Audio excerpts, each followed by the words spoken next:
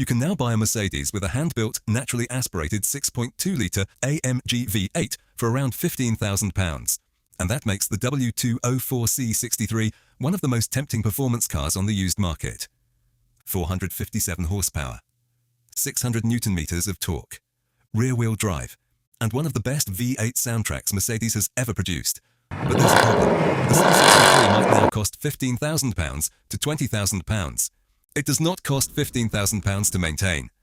Buy the wrong one and the saving you made on the purchase price can disappear very quickly. So, should you actually buy one in 2026? Which version should you go for? How reliable is the engine? How much power can you make? And what do you absolutely need to check before handing over the money? And stay until near the end, because there's one serious corrosion problem these cars can develop, and checking with Mercedes before paying for the repair could potentially save you a serious amount of money. First, the reason this car still matters: the M156, a hand-built, naturally aspirated 6.2-litre V8 designed by AMG. Despite the 6.3 badge, it actually displaces 6.2 litres. In standard C63 form, it produces 457 horsepower and around 600 Newton-meters of torque. But the numbers aren't really the important bit. There are no turbos, no electric motors, no waiting for boost. You press the throttle and the engine responds immediately. And the harder you rev it, the better it gets. Then there's the noise. The M156 doesn't just make the C63 fast, it completely dominates the character of the car. Mercedes basically took a normal compact executive saloon, widened it, upgraded the brakes and suspension, put a huge V8 in the front, and sent everything to the rear wheels. And compared with what came after it, the W204 feels even more special now. The W205 replaced the 6.2 with a 4-litre twin-turbo V8. The latest C63 went to a turbocharged 4-cylinder hybrid. Both are quicker, but neither gives you the same old-school experience. And the W204 is still fast. The standard car does 0 to 62 in roughly 4.5 seconds. Earlier cars use AMG's 7-speed speed-shift automatic.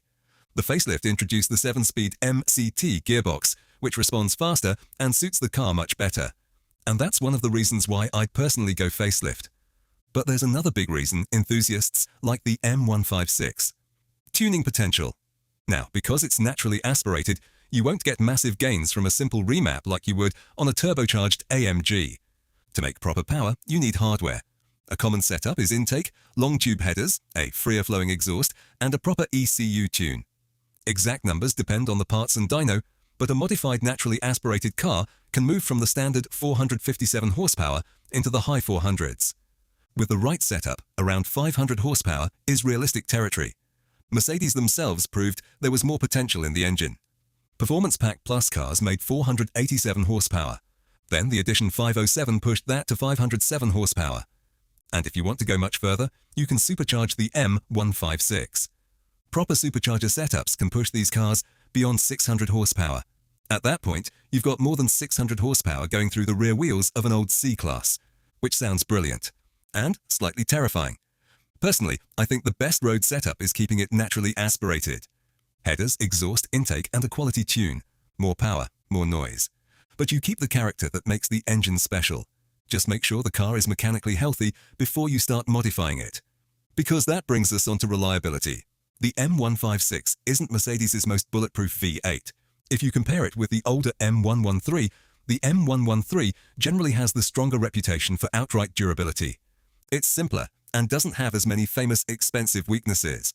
But that doesn't mean the M156 is a bad engine. It's a much more performance-focused design. And compared with the later twin-turbo M157, it also avoids some of the added complexity of turbochargers, direct injection, and additional cooling systems. The problem with the M156 is mainly that its known issues can be expensive. The most famous is the head bolt issue on earlier engines. The original cylinder head bolts can fail and potentially cause sealing problems. Later engines received revised bolts. So if you're looking at an earlier C63, check the engine number and history rather than just assuming based on registration year. If the revised bolts have already been fitted, that's a major positive. The other big area is the valve train. Camshaft and lifter wear is another known M156 concern. It isn't guaranteed to happen, but because repairs can be expensive, you want to hear the engine start completely cold. Listen for abnormal or persistent ticking. Check for coolant loss. Check the service history. And ideally, get the car inspected by a Mercedes or AMG specialist before buying it. That inspection could save you thousands. Then there's the rest of the car.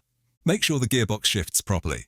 Check the suspension for knocks. Look at the brakes, look at the tires, and check the electronics. And pay attention to the quality of the maintenance. If someone has fitted budget tires to a 450 horsepower rear-wheel drive AMG, you have to wonder where else they've tried to save money. Now, which version should you buy? For me, facelift. You get the improved gearbox, updated interior, and newer car overall. Saloon if you want the classic C63. Estate if you want something completely ridiculous and practical at the same time. And coupe if looks matter most. Then you've got performance pack cars and the Edition 507. They're desirable. But don't sacrifice condition just to get the special badge. A clean standard facelift with excellent history is a better buy than a neglected 507. And that leads us on to price. At around £15,000, you're generally looking at earlier cars, higher mileage or examples that need more investigation. Around £20,000 gives you a much better selection. And around £25,000 gives you more choice among later cars, better specifications and cleaner examples. But mileage shouldn't be your only focus. I'd rather buy a higher mileage car with a massive history file than a lower mileage example that's been maintained on the cheap. Because remember, the car has depreciated, the maintenance hasn't. And that brings us on to running costs. Fuel economy is about what you'd expect from a 6.2-litre V8. Real-world figures are generally around the high teens. Drive it hard or spend most of your time around town, and it can get considerably worse. Then there's road tax. Many UK cars sit in the highest emissions band, so you could be paying roughly £800 a year. Insurance is completely individual, so get a quote before you buy the car. Then you've got servicing, performance tyres, big brakes, and unexpected repairs. This is why I would never spend my entire budget buying one. If you've got £20,000 total, I wouldn't buy a £20,000 C63. Buy cheaper and keep several £1,000s aside. Because being able to buy one and being able to afford one are two different things. And before the verdict, the alternatives.